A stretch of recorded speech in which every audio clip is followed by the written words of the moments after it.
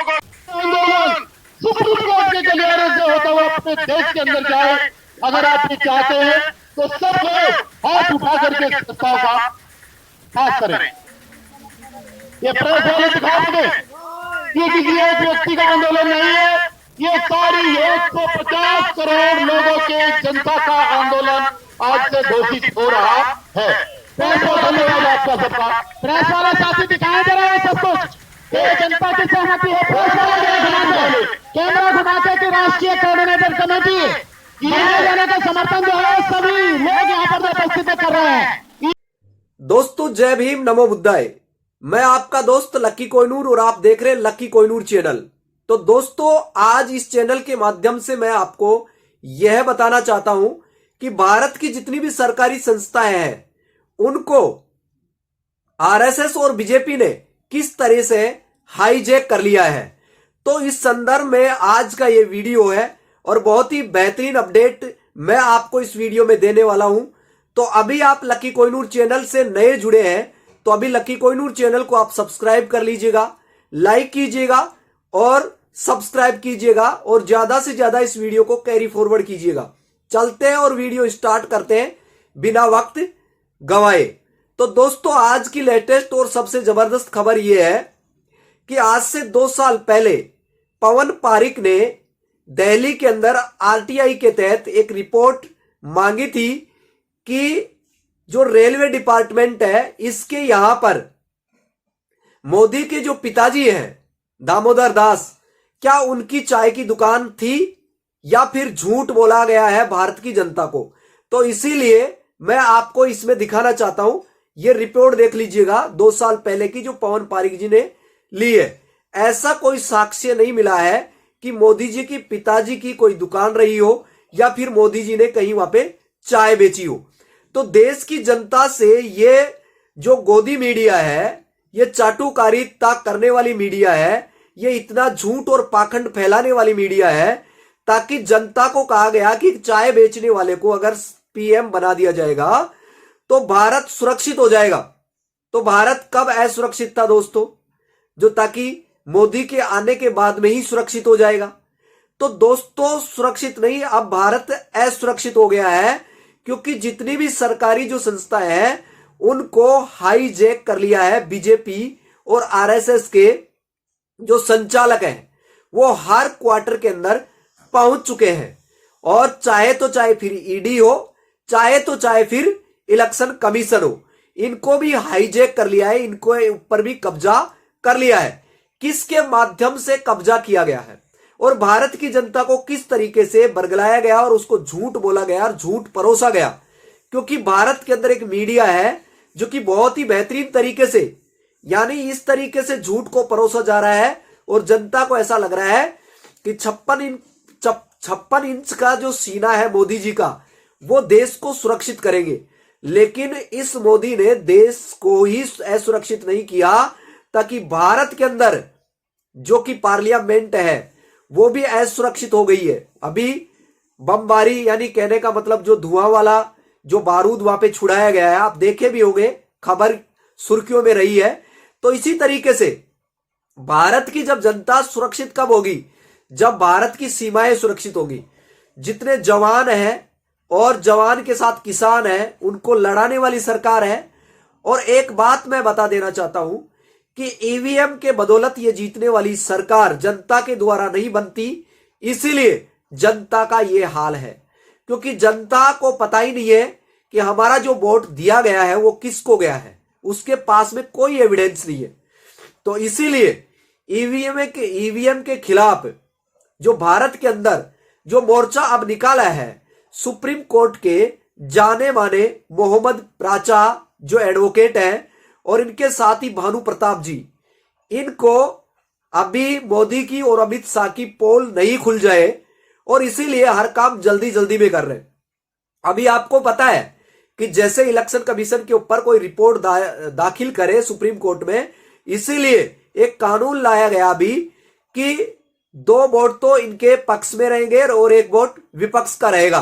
तो कहने का मतलब इलेक्शन कमीशन को भी बचाने के लिए इन्होंने पाबंद कर लिया किनको, सांसदों को, और ये कानून पास करा दिया गया कहने का मतलब जो सरकार, जो गवर्नमेंट कॉन्स्टिट्यूशन की नीति और नियमों के अनुसार काम करनी चाहिए, और भारत एक धर्मनिरपेक्ष देश है, हर धर्म को समानता का अधिकार मिला हुआ है, लेकिन किसी एक धर्म को लेकर और धर्मों को नीचा दिखाने का अगर काम कर रही है तो यहाँ पे बीजेपी गवर्नमेंट कर रही है।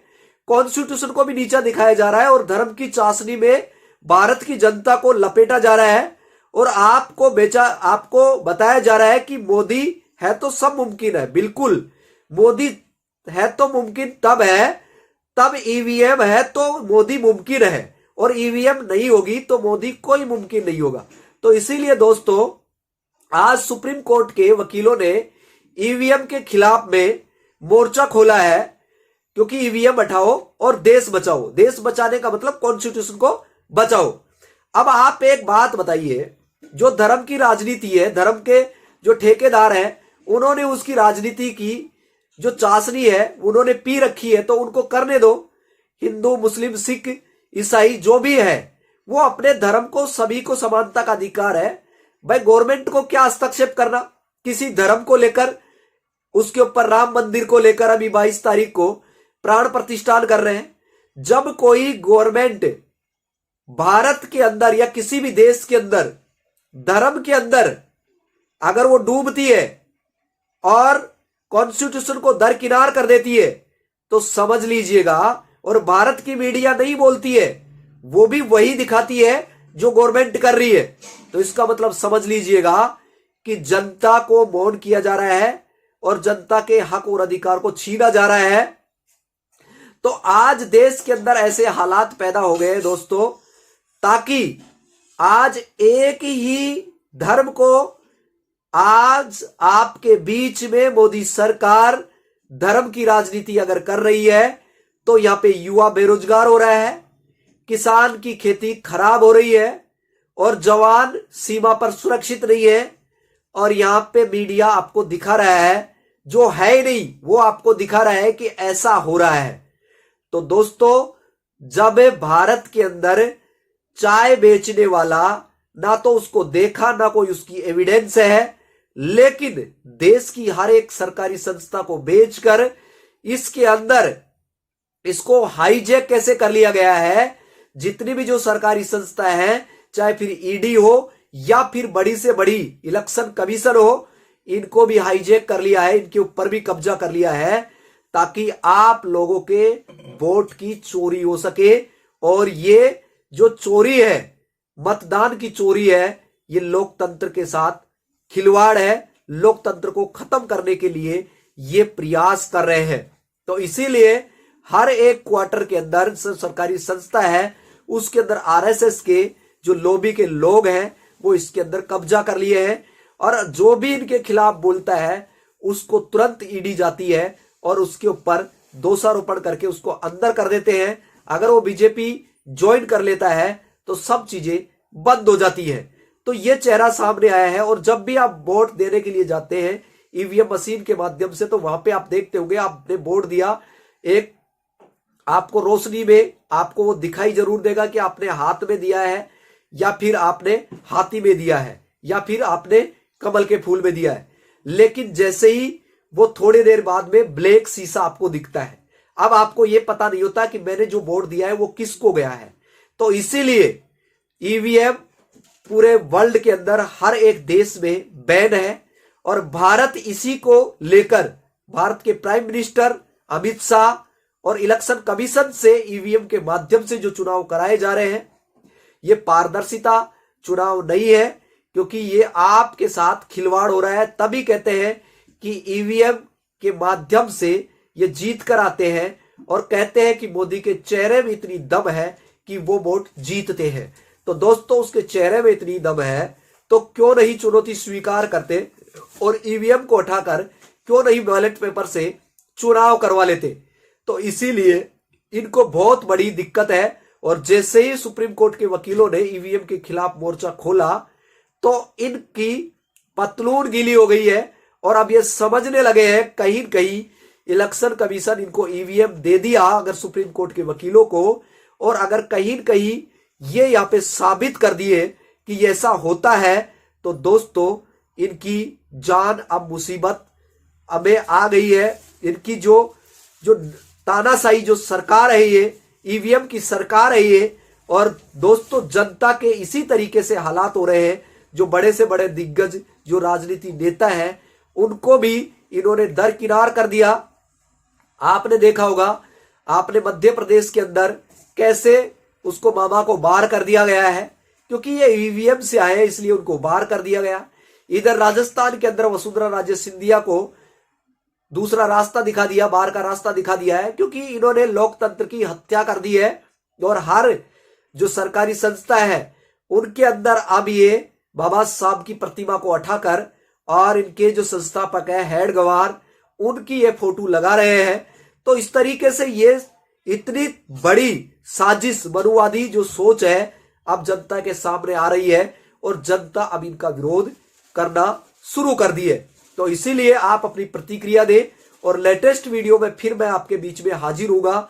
इसीलिए अब लकी कोहिनूर को दीजिएगा इजाजत और आप ईवीएम के खिलाफ आप खड़ा हुइए और 2024 का चुनाव जल्दबाजी में ये करने जा रहे हैं। जैसे ही अभी विधानसभा का चुनाव अभी खत्म हुआ है, अभी लोकसभा का चुनाव अप्रैल में कराने के लिए अभी राम का मंदिर पूर्ण तरीके से बना भी नहीं है, उससे पहले ही उसका 22 जनवरी को उद्घाटन कर रहे हैं। प्राण प्रतिष्ठान के नाम पर ये ढोंग कर रहे हैं, पाखंड कर रहे हैं और देश को बेवकूफ बनाने का काम कर रहे हैं।